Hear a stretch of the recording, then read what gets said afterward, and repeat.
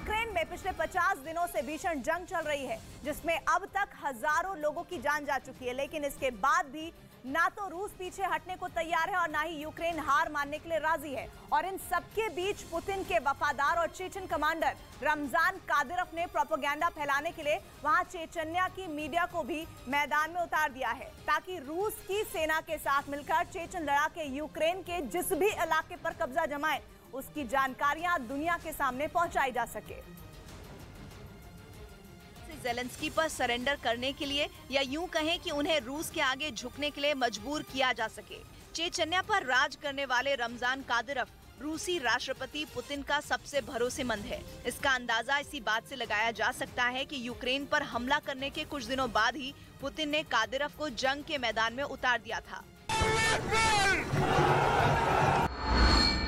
जबकि यूक्रेन ने दावा किया कि उसने शहर से रूसी सेना और चेचन लड़ाकों को पीछे धकेल दिया। मतलब ये कि चेचन लड़ाके अपनी पूरी ताकत लगाकर भी मारिउपोल पर कब्जा नहीं जमा सके। जबकि पूरी दुनिया में कादिरोव के लड़ाके बर्बरता के लिए पहचाने जाते हैं। क्रूर, कसाई, जल्लाद जैसे शब्द तो इनके लिए छोटे हैं, क्योंकि जिस भी इलाके में चेचन लड़ाकों ने जंग के मैदान में मोर्चा संभाला, वहाँ सिर्फ तबाही और बर्बादी ही दिखाई दी। और तो और इनकी मदद के लिए चेचन की मीडिया भी यूक्रेन में तैनात है, जो रूसी सेना और चेचन लड़ाकों की बहादुरी और उनके जीते हुए इलाकों की लगातार रिपोर्टिंग कर रही है। असल में चेचन की मीडिया पर रमजान कादिरोव का ही कंट्रोल है। मतलब ये कि यूक्रेन में कादिरोव अपना प्रोपेगेंडा फैलाने के लिए चेचन मीडिया का हर तरीके से इस्तेमाल कर रहा है। चेचन मीडिया की तरफ से जंग की रिपोर्टिंग का जो वीडियो जारी किया गया, उसमें उनके रिपोर्टर रूसी सेना और चेचन लड़ाकों के आशियानों को कवर करते दिखाई दिए। उधर यूक्रेन के खिलाफ रूस ने अपने जंगी हेलीकॉप्टरों से हमले तेज किए हैं, जिसका एक वीडियो भी रूस की ओर से जारी किया गया। हालांकि ये वीडियो किस इलाके का है, इसका पता नहीं चल पाया। लेकिन हवाई हमले का जो वीडियो जारी किया गया, उसमें रूसी सेना के सबसे खतरनाक KA-52 हेलीकॉप्टर एक एयरबेस से हमलों के लिए उड़ान भरने के लिए तैयार दिखाई दिए।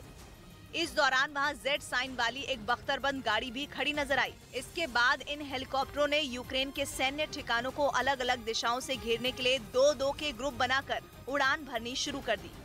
और जैसे ही ये हेलीकॉप्टर दुश्मन के ठिकानों के करीब पहुंचे, उनमें एक हेलीकॉप्टर टारगेट को लॉक करता दिखाई दिया, जबकि इस दौरान उस हेलीकॉप्टर की स्क्रीन पर दिख रहा एक और हेलीकॉप्टर दुश्मन के ठिकानों पर मिसाइलों की बरसात करता नजर आया। इसके बाद पहले वाले हेलीकॉप्टर के पायलट ने भी टारगेट लॉक होते ही मिसाइल दाग दी।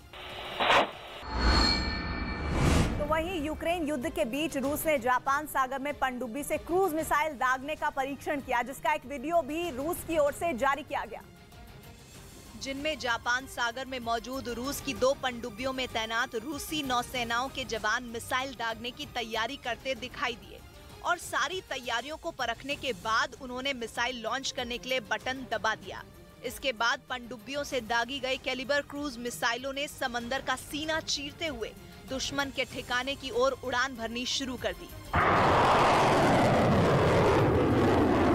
इससे पहले मिसाइल टेस्ट के लिए रूसी नौसेना की 2 पनडुब्बियां समंदर की गहराई में उतरती दिखाई दी। बताया जा रहा है कि परीक्षण के दौरान इस पनडुब्बी के आसपास रूस के 15 से ज्यादा युद्धपोत और अन्य जहाज थे। समंदर के अंदर से दागी गई क्रूज मिसाइल ने सैकड़ों किलोमीटर दूर अपने लक्ष्य पर एकदम सही निशाना लगाया।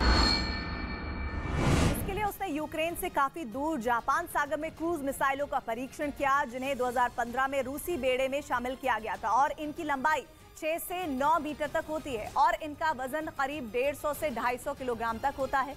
यही नहीं, ये मिसाइलें करीब 500 किलो विस्फोटक लेकर उड़ान भर सकती हैं। और सबसे खतरनाक बात यह कि इस मिसाइल की रेंज 220 किलोमीटर से 4500 किलोमीटर तक होती है। और इस बीच रूसी सेना के कीव से पीछे हटने के बाद इस बात का पता चला है कि पुतिन के सैनिकों ने यूक्रेन की राजधानी पर कब्जा करने के लिए वहां की सप्लाई चेन काटने की साजिश रची थी। रूसी सेना ने कई दिनों तक कीव की घेराबंदी की थी और इस दौरान उसकी कोशिश ये थी कि यूक्रेन के सैनिकों को भूखे मारा जाए, जिसके लिए रूसी सैनिकों ने कीव के आसपास बने कई गोदामों को या तो तबाह कर दिया या उन पर कब्जा कर लिया।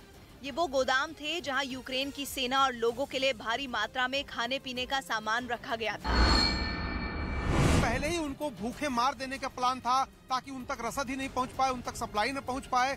और ये जो वेयर हाउस है इसको तबाह कर दीजिए। उस गोदाम के एक हिस्से से धुआं उठता दिखाई दिया। इसी तरह के कई और गोदाम भी रूस के निशाने पर थे, ताकि भूख से तड़पकर यूक्रेन के सैनिक हथियार डालने पर मजबूर हो जाएं और रूसी सेना जल्द से जल्द कीव पर कब्जा कर सके। यही नहीं, पुतिन के सैनिकों पर एक दूसरे इलाके में कई बड़ी दुकानों में लूटपाट का भी आरोप लगा। बताया गया कि कीव के बाहरी इलाके में कई दिनों तक डेरा जमाए रखने की वजह से रूसी सेना के पास भी खाने पीने की चीजें खत्म होने लगी थी। ऐसे में सैनिकों ने बड़ी बड़ी दुकानों को निशाना बनाया और वहां जमकर लूटपाट की। बाद में उन्हें तबाह भी कर दिया गया। तो वहीं यूक्रेन की राजधानी कीव के कई इलाकों से हैरान करने वाली तस्वीरें सामने आई, जिनमें सड़कों पर जिंदा बम पड़े दिखे, जिसके चलते लोगों का घरों से निकलना मुश्किल हो गया। उन्हें डर है कि कहीं वो इन बमों की चपेट में न आ जाएं। सामने आए वीडियो में सड़कों पर सैकड़ों जिंदा बम और मिसाइलें पड़ी नजर आईं। चारों तरफ सिर्फ गोला बारूद ही दिखाई दिया। शहर के लोगों को बमों से बचाने के लिए यूक्रेन के जवान इलाके में गश्त करते नजर आए। सैनिकों ने अलग अलग हिस्से में सर्च ऑपरेशन चलाया ताकि बमों से लोगों को बचाया जा सके। और इस बीच पुतिन सरकार ने यूक्रेन के राष्ट्रपति जेलेंस्की को ही बम से उड़ाने की धमकी दे दी। और इस धमकी से पहले यूक्रेन की सीमा के पास पश्चिमी रूस के कुर्क इलाके में फायरिंग की कुछ आवाजें सुनने का दावा भी किया गया। और इसी के बाद रूस हरकत में आ गया।